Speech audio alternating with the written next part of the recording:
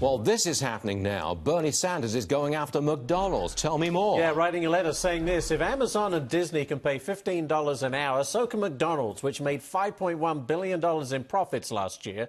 My message to McDonald's CEO Steve Easterbrook: no one in America, especially those working for a profitable corporation like McDonald's, should be living in poverty. Bernie Sanders wants a minimum wage of $15 an hour. But what is that worth, if there aren't enough meaningful jobs?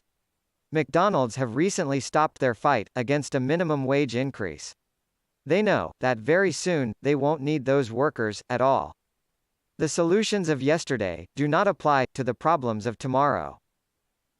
Meanwhile, Andrew is looking to the future, and to secure the people that will be left behind by robotics and AI. He is proposing a basic income of $1,000 per month so that the technological advances will actually benefit the workers. This video was narrated by an AI. This is to illustrate how close we actually are to the tipping point. In a short amount of time, you will not be able to distinguish between an actual human and AI. At that point, many blue-collar jobs will be gone, and replaced by very few white-collar jobs. The freedom dividend will ensure that people can not only survive, but thrive. Let me, the AI, handle the mindless work.